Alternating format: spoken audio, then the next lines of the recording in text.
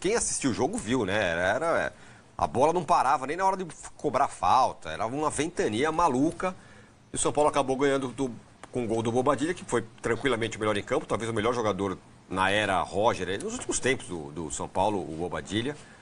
1-0, não gastou o jogador, porque atuou com uma boa parte dos reservas.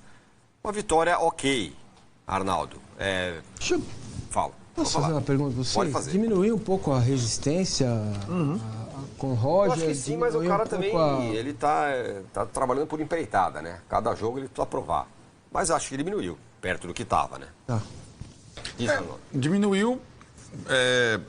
Toda vitória tem o seu efeito colateral, acalmante, né? Mas eu acho que a vitória do Brasileirão, do jeito que foi, autoral como foi, reforçada, sim, pela vitória do Cruzeiro ontem, como visitante na Libertadores. Ninguém vai meter 4 gols no Cruzeiro, esquece.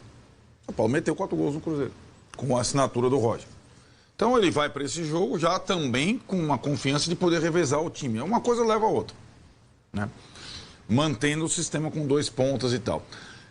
E, de fato, tecnicamente, ou até taticamente, analisar o jogo de ontem é quase infrutífero, né? Não dava para você jogar com a bola fora do gramado. Se você tentasse passar a bola pelo alto para o Massinha, ela pegava no vento, ia para cá ou para lá. Não tinha condição de jogo, né? Mas o São Paulo se postou bem, não correu riscos. E o único jogador que ele arriscou mesmo, titular, foi o Bobadilla, curiosamente, né? Eu imaginei que ele colocasse o Pablo Maia. O resto era praticamente um time reserva, com um ou outro titular que estava voltando, como o caso do Alan Franco, que apareceu agora aí, né? Tinha ficado as 2 partidas sem atuar. E o Bobadilla acabou fazendo o gol, acabou quase se machucando na entrada que o Vessone falou no primeiro tempo, e ficou no campo e fez o gol, bonito gol. Contra um adversário muito fraco, né? Tecnicamente falando, e que não tem o fator local, né? O São Paulo, assim como vai ser o Grêmio hoje, e quem visitar o Boston River vai jogar num campo neutro, né? E aí eu acho que o objetivo era vencer sem sequelas. E o São Paulo acho que venceu sem sequelas. O adversário mais fácil da chave, como o Vessone falou, que pode ser fiel da balança, e agora na terça-feira aí é um jogo de 6 pontos. Porque as 2 próximas visitas do São Paulo não vão ter nada a ver com isso, né? Vai visitar o Milionários, que tem torcida na altitude de Bogotá, e vai visitar o O'Higgins no Chile, que é o time mais forte da chave. Então o São Paulo faz 2 partidas próximas com o O'Higgins, né? Casa primeiro, mais importante, e depois visita. Para depois fazer os 2 jogos em casa na volta, como qualquer cabeça de chave. Então, no final das contas, né, para responder o Massini, o São Paulo do Roger hoje largou bem na Sul-Americana e está bem no Brasileiro, certo? Se fosse para pensar em trocar o Roger hoje, ia falar assim, você vai trocar o técnico vice-líder do Campeonato Brasileiro e largou com uma estreia na Sul-Americana, né? Se recoloca a questão. E acho que agora, na próxima partida, não só da Sul-Americana, a próxima partida do Brasileiro é desafiadora, porque é aquilo, é outra visita numa condição completamente diferente. De tarde, no calor, Salvador, Barradão, né? E aí, talvez com outros jogadores desse rodízio, com mais jogadores titulares, o São Paulo possa tentar outro bom resultado nessa sequência. Faltam 15, eu tenho achado muito interessante isso, porque eu tenho falado isso direto, e toda entrevista do Roger e de algum jogador do São Paulo, eles fazem essa contagem. Então tinham 18, depois eram 17, depois eram 16, faltam 15. O que faltam 15? Tem 15 jogos colados, não tem respiro.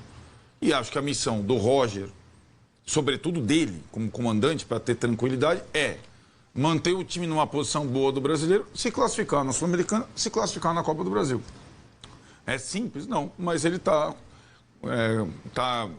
consciente que faltam 15 para ele passar pela primeira arrebentação e ser o técnico do São Paulo durante a Copa do Mundo para a fase final da temporada que vem depois. Ô, Vessa, eu sei que você, assim como eu, e assim como os estrangeiros, valorizam a competição. Não, pô, é a Sul-Americana e tudo mais. Mas hoje, no outro CNPJ, o Casagrande, que jogou bola, falou assim, ó, a coisa que mais deixa o jogador baixo astral é campo vazio, que era o que a gente viu ontem. Essa primeira fase é dura, mas o São Paulo tem que, enfim, disputar o que tem que disputar, mas que é difícil, é difícil. Dura, assim, para você ter motivação, para você... Né, porque os jogos são ruins, os adversários não desafiam muito, enfim. Só uma única coisa que fica um pouco restrito a ontem, né? Porque o Milionários não será esse cenário e o Ringues, a festa que os caras eram em Salvador também não vai ser.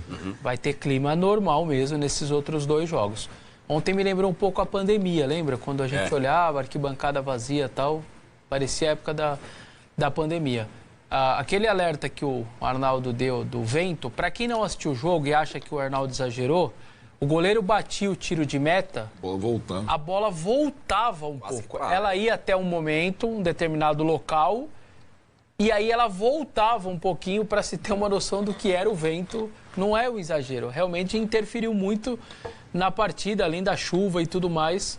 Eu acho que o que citado por ele, que é sem sequelas, é o mais importante. Você consegue... Porque se você ganha o jogo, podia ser 8-0. Perde 3 por lesão, 2 com entrada dura de um uruguaio e 1 por muscular. A noite não valeu a pena. Se você tem a lesão, não tem lesão e perde o jogo, também não valeu a pena. Então, você voltou com todo mundo e ainda ganhou o jogo.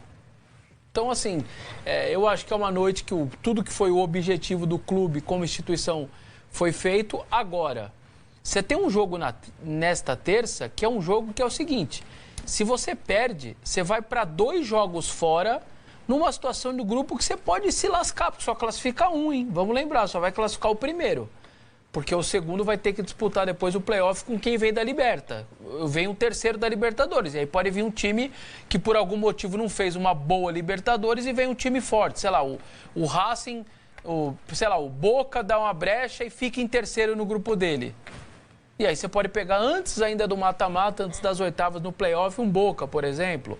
Ou o Corinthians cai antes, ou o Mirassol. Enfim, você pode pegar um rosco depois no playoff. Por isso que eu acho que o jogo de terça vai ter que ser com o titular, ou quase todo mundo titular, porque depois só joga no sábado de novo, né? A recuperação do sábado para terça ela é mais complicada, mas da terça para o sábado seguinte eu acho que é uma recuperação mais tranquila. O Massini não vai concordar comigo, mas eu acho que tem que ser os titulares na terça-feira, de qualquer maneira, para poder fazer os 6 pontos, e aí você sai para 2 jogos... 2 empates, resolve, porque um deles vai ser contra aquele adversário que teria, na teoria, ficaria mais perto de você. Então, eu vou é um bom resultado. Você. Vai? Eu adoro essa escolha, fala. É por causa da logística. Uma coisa é você jogar fora de casa terça e sábado. Outra coisa é você jogar em casa na terça, né? Então, você vai ter a possibilidade de descansar melhor. Terça para quarta, sábado, sim. Terça para quarta, quarta para quinta, quinta para sexta, sexta para sábado, né? Então, nesse aspecto, sim, tem que ir levando. Agora, eu queria ampliar com vocês. Eu não sei se eu estou correto na minha avaliação. Se eu estiver errado, vocês, por favor, podem me borrifar. Eu vejo evolução no São Paulo. Eu acho que o São Paulo está evoluindo, está ganhando novas perspectivas. Quer dizer, do time do Crespo para esse, não tem um mês que o Roger já está aí? Não. Menos, né? Eu acho que menos. Menos, né? Não fez um mês ainda. É que teve muito jogo, né? Eu sei, mas não tem um mês que o cara está aí no comando. E o São Paulo se manteve bem no Campeonato Brasileiro, né? Oscilou, perdeu, ganhou, está lá, segundo colocado. O São Paulo estreia bem na Sul-Americana. Isso é um jogo de alto risco, porque tudo aí é contra o São Paulo. Tudo. Além do adversário que é frágil, tudo bem. Mas tem o ambiente, a chuva, o vento, o campo pesado. Tudo isso é contra o São Paulo. E não vamos dizer que o São Paulo tem um time pesado, porque não tem, né? É um time com 2 meio-campistas mais leves, o Ferreirinha, que fez um bom primeiro tempo. Gostei muito do primeiro tempo dele. Acho que o André precisa evoluir. Talvez, se ele tiver uma sequência, ele joga muito mais do que jogou ontem, né? Um jogador com boa capacidade. Eu gosto muito do André. Então, eu tô com essa impressão e queria a confirmação ou não de vocês, é que o São Paulo está evoluindo com o Roger Machado nesse novo jeito de fazer o jogo acontecer. Tenho notado, e principalmente jogo contra o Cruzeiro, nas 4 fases do jogo, né? Como eu ataco, como eu me defendo na bola parada, como eu ataco na bola parada. Cheguei a ver até escanteio cobrado de forma diferente, o time muito intenso lá contra o Cruzeiro. Ontem relativizo um pouco por causa do clima, né? Do ambiente, nesse tempo aí, nesse vendaval aí, é difícil de fazer qualquer análise, mas eu achei o São Paulo mais firme. Dá para dizer que está evoluindo, que houve evolução, ou eu estou equivocado? Eu vejo que sim. Eu acho que evoluindo, não sei se seria a expressão, mas está mudando, né? Ele mudou a forma de atuar. Nesse novo modelo de jogo, eu acho que tem evolução, né? Mas não é que ele desenvolveu uma outra forma e que pode utilizar as anteriores que também estavam dando certo. Isso ele não mostrou abertura para isso. Tanto que ontem mesmo, mudando muita gente, ele manteve o sistema com 2 pontos. Aí tem desafios, eu acho. Primeiro, uma coisa é você jogar com Arthur e Ferreirinha, como contra o Cruzeiro. A outra coisa é você jogar com Tapia e TT. Né? Ou com os 2 da base, Luca e TT. Já, né? É uma coisa, ou você tem 2 meninos, ou você tem um jogador que não é ponta para fazer o ponto, que é o Tapia. Tapia, o único momento ontem interessante foi quando ele entrou na área, trombou, disputou e o Cauli fez o gol, foi impedido, foi anulado por impedimento. Então tem essa coisa, depender de um sistema vai levar o Roger ter que desenvolver outros jogadores que ainda não mostraram. Né? Esses meninos da base, por exemplo. Aí uma outra coisa, nessa sequência grande. Evidentemente, o esquema com 2 pontas, ele exige dos que jogam na frente uma participação sem a bola muito maior que tinham, por exemplo, os atacantes do São Paulo no esquema do Crespo. Muito maior. Né? E também do Marcos Antônio e tudo mais. E aí você tem 15 jogos seguidos. Se eles não baixarem ou não virem por dentro, ferrou. Aí você fica espaçado e acabou. Aí são 15 jogos para testar isso. E aí começaram, isso era talvez natural, pela semana de treinamento, pela sequência de jogos, pelo pouco intervalo, começaram as microlesões musculares que não existiam na época do Crespo. Então ontem você já não teve Luciano e Sabino. Você não tinha o Alan Franco antes. Então essas situações... essa mudança total, né, de comissão técnica, de método de treinamento, de esquema de jogo, tem exigido dos jogadores, veteranos na sua maioria, uma dedicação física. A gente não sabe qual será o limite dela. Né? Então, eu não digo evoluindo, ele está mudando. Né? E aí, agora, sobretudo com as viagens, visitas, esse novo método vai ser colocado à prova. Né? Essa situação que vocês falaram da semana que vem, me parece totalmente razoável, mas aí como é que você faz no sábado, no Barradão, onde o São Paulo sempre tem dificuldade? Você vai com tudo? Ou você pensa na terça? Você acabou de falar, do sábado para terça tem um intervalo desse tamanho. Do sábado para terça é ruim. A terça para o sábado é tranquilo depois. Mas qual é a estratégia, vocês acham? Eu acho que, eu imagino que ele vai, se o Luciano e o Sabino tiverem mínimas condições de jogo, eu acho que eles vão jogar na Bahia. Não, já está posta. Ele já mudou ontem pensando no sábado, gente. Não, mas eu estou pensando de sábado com relação à terça. Não, então, aí é salvar um ou outro.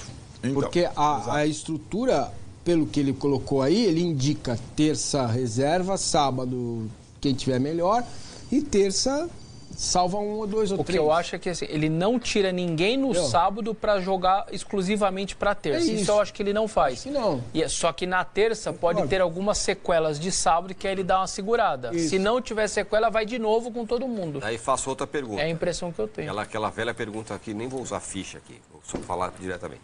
Qual é o jogo mais importante da semana para o São Paulo? Vitória ou O'Higgins? Quem começa? Você. Sábado, Vitória. Pô, Eu terça pela sequência do campeonato, que é muito importante esses 3 pontos, depois para ir a 6, e aí sim você sai 2 vezes de casa com respiro, depois sabendo que ainda se der alguma coisa errada nessas 2 viagens, você ainda tem as 2 no Morumbi.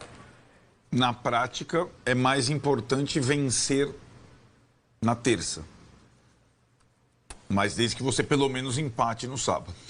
Então, se você for escolher onde você vai ser mais cauteloso e mais ousado, né? Um empate. É que o São Paulo entrou no Brasileirão 2 pontos por jogo, no G4, G5, naquela fase do empatar fora e ganhar em casa. O São Paulo precisa fazer isso, para se manter em cima. Perfeito. Então, empatar com o Vitória não é ruim. Agora, com o O'Higgins em casa, nessa competição, sendo o principal adversário, você tem que ganhar. Então, essa é a conta da semana. Lembrando que no Brasileiro, depois do O'Higgins, tem o Vasco também como visitante. Pode ter 3 jogos fora, né? E o Vasco deu a indicação, eu não sei se vai mudar alguma coisa depois de ontem, em relação à Sul-Americana, que o técnico assiste de casa, né? Acho que o Vasco não vai usar a força máxima na Sul-Americana no meio da semana. E eu não diria não mandar o técnico, né? Mas o Pedrinho dançou ano passado porque priorizou, vamos ganhar um título, vamos ganhar, ficou lá engraçado isso, né? Brigando contra o rebaixamento. Cara, esse é um campeonato brasileiro, só colocar um argumento para mim que é definitivo. Não dá para vacilar, não dá para bobear. Cara, o Palmeiras tem um clássico, né? Palmeiras e Corinthians e Palmeiras é um negócio duríssimo, difícil. O São Paulo se ganha do Vitória, cara. Ele fica numa situação maravilhosa no Campeonato Brasileiro. Eu ia pontuar isso, porque no fim de semana... ele começa a ter possibilidade de ir uma rodada... Tanto o Palmeiras quanto o Flamengo vão ter compromissos complicados, né? Olhem para isso também, porque faz parte. Eu sei que no imaginário, vocês falam sobre isso, eu não tenho a menor chance de ganhar o campeonato, porque não dá, porque é espanhol, não sei o quê. Tá, beleza. Vamos supor que isso seja fato. É um fato. Não vai ganhar mesmo, então melhor jogar com o O'Higgins e tal. Mas você tem ainda, estando lá, a possibilidade de ir no jogo a jogo, tabela do adversário, a tua tabela, olha para a tabela do adversário, olha para a sua tabela. Cara, o Fluminense e o Palmeiras estão ferrados, cara. Eles têm jogos dificílimos. O Flamengo. O Fluminense e o Palmeiras. O Flamengo está lá atrás ainda. Estou falando de Fluminense. Olha a tabela, o Fluminense está encostado com o São Paulo, não é? Sim. Então, se o São Paulo ganha, Fluminense e Palmeiras empatam, cara, ele não só se mantém ali, como ele abre uma distância para o próprio Fluminense, abre uma distância para o Flamengo, que é o 4º colocado, e começa a se descolar do 6º colocado, gente. Entende o que eu estou dizendo? Pontos corridos é assim, é como que você está desenhando um projeto de uma casa, cara. Você está desenhando o projeto, você está medindo a viga, quanto que é que põe, quanto ela sustenta de peso, onde vai ser o quarto, os cachorros vão ficar onde? No meu caso, no meu quarto. Então, cara, assim, é detalhe, a rodada pode ser boa para o São Paulo, entendeu? Aí o que você ganha? Na próxima, eventualmente, Palmeiras, Fluminense e Flamengo enfrentam o adversário mais fraco e o São Paulo arruma um empate com o Vasco, o São Paulo se mantém em 2º lugar, gente. Você entende? Não, eu entendo. Eu concordo. Essa decisão é muito difícil. Engenharia, para mim, não é. São Paulo fazer... o seu argumento, para mim, é muito bom. Né?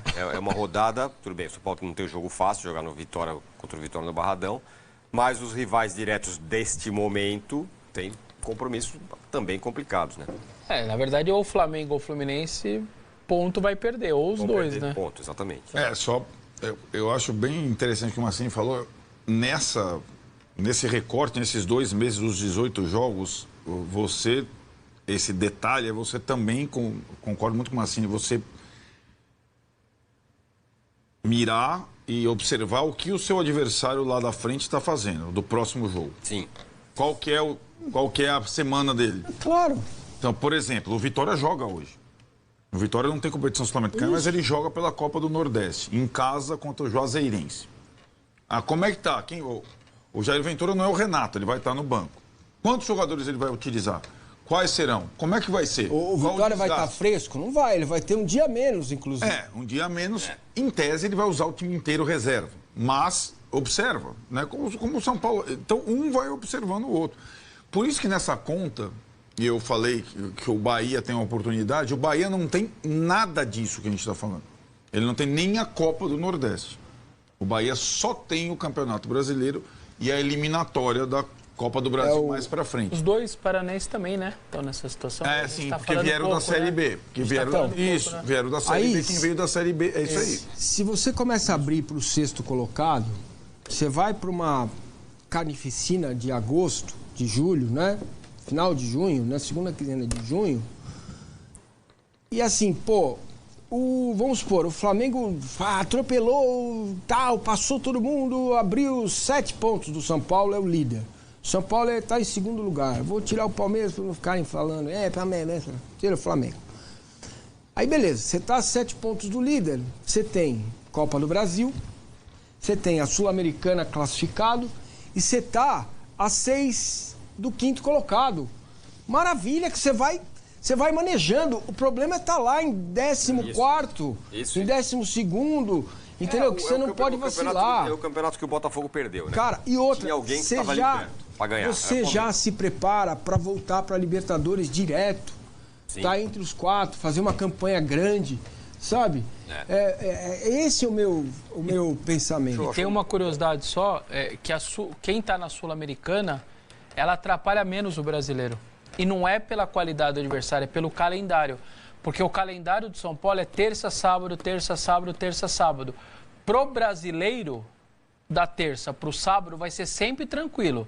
O problema é a própria competição, é a Sul-Americana, que vai depois ter na terça. Então você jogou sábado pelo... Você pode manejar também. Ao contrário da Libertadores, que ou é quarta ou quinta, aí vai te ferrar no final de semana do brasileiro. O São Paulo não vai ferrar ele, se ele não quiser... Não ferra ele pro brasileiro. A Sul-Americana, nesse aspecto, é mais fácil? Porque você joga só no sábado. E você sempre vai jogar na terça. Menos. Na próxima rodada do brasileiro. É isso. O Corinthians vai jogar... O Corinthians vai... naquela competição você tem mais problemas. O Corinthians vai jogar quinta em Buenos Aires para pegar o Palmeiras no domingo. Verdade. Sim. O São Paulo jogou terça para jogar no sábado. O Henrique Rodrigues, olha aqui, Massa. Depois de tudo que você falou, excelente visão, Massini. Ele diz aqui. Ele deve estar me zoando. Não, tá falando sério. Henrique sério? Rodrigues, excelente Henrique, visão, Massini. Obrigado, Henrique. Valeu. Quem também não tá zoando aqui é o Oliver. Nesse programa vocês falam muita besteira. Meu cachorro. É ele? Ele tem patas, veja aí. Nesse programa vocês falam muita besteira. Muito obrigado. Oliver. Olha, o Bobadilha, Arnaldo, tá se transformando na figura principal desse time do Roger ou já era com o Crespo? Acho que é a melhor fase dele, não? No São Paulo? Cara, talvez seja um jogador... Eu acho que ele foi bem com o Zubeldia, foi bem com o Crespo, tá indo bem com o Roger. O que eu acho que ele tá mais confiante, né? É um cara que a proximidade da Copa e a titularidade da seleção ajudou no desempenho dele no time. Às vezes, pode tirar o foco dele. Ele, depois de jogar as 2 partidas inteiras da data FIFA, ser o único titular para... Já jogou o tempo todo contra o Cruzeiro, de primeiro volante. E ele não tá, por enquanto, ele é um jogador que ele é muito versátil, tem muita... O time de São Paulo precisa de saúde, só tem jogador mais velho. Ele não. Ele não é. Ele é mais acho que a sua pergunta, sabe por que ela foi feita? Porque antes era 33,3% para cada um dos volantes. E aí, ele estava bem já. Só que era 33,3% para cada um. Só que agora você joga 2 caras pro lado, ele virou o dono ali do meio. O Danielzinho já não é mais isso, o Marcos Antônio também. Não é que eles não são, né? O sistema fez com que os dois ficassem um pouquinho mais de lado, um até no banco e tudo mais. Então, o sistema fez com que ele virasse quase que o dono ali do meio de campo. Antes era dividido por três figuras que estavam sendo a espinha dorsal do treinador. Por isso que eu acho que você traz essa pergunta, porque ele virou meio que o protagonista, o dono do meio ali. Agora, ele é talvez... Hoje, se você pegar do elenco e tal, ainda mais que os jovens nessa temporada são muito irregulares, talvez seja o jogador mais valioso do São Paulo. Até por disputar a Copa do Mundo. Hoje, o CNPJ, o Gabriel Sá fala que lá dentro estão falando que talvez não volte da Copa, proposta, Parari, precisa vender. Exato, é bem possível, mas aí também, bom... Mas calma, gente, calma. Tem 18 jogos ainda pra gente olhar. Aí é uma perspectiva que também abre a janela. Tal, e se o cara tiver valorizado, vai vender bem, você pode repor. Sabe? Eu acho que a gente tem que ter um pouco de cuidado. Né? Senão a gente fica sofrendo, vivendo lá o julho, e chega aqui, 18 jogos, você faz água aí, pronto, acabou. O jogador nem vale mais o que poderia valer. E o que eu vou falar dele vale para qualquer um que ele vai jogar a Copa. O abril desses caras, eu acho que vai ser um abril normal. O maio desses caras, eu juro que eu tenho muita curiosidade. Todo mundo. De todos, do Flamengo, do Corinthians. O mês de maio desses caras, com o sonho de jogar uma Copa... Esse é outro daí, favor, é outro fator... mês de maio eu tô de olho. É outro fator a favor de seu Rogério Ceni, né? Vamos ver se ele vai ficar dando desculpa, se vai fazer o Bahia jogar. É verdade. Não, mas, por exemplo, ontem, a entrada que ele tomou. O único titular do time. Baita entrada. Se ele não a perna tá presa, quebra o pé. Quebra. Mas se ele não tá com a cabeça lá, ele, ó... Não, ele não tá com a cabeça. Troca. Tá focado. Depois de uma entrada dessa, o cara se tá pensando em outra coisa, ele para. Gol, tal, né? Por enquanto, ainda a mosquinha da Copa ainda não picou completamente, né? Então, acho que tem que aproveitar esse período.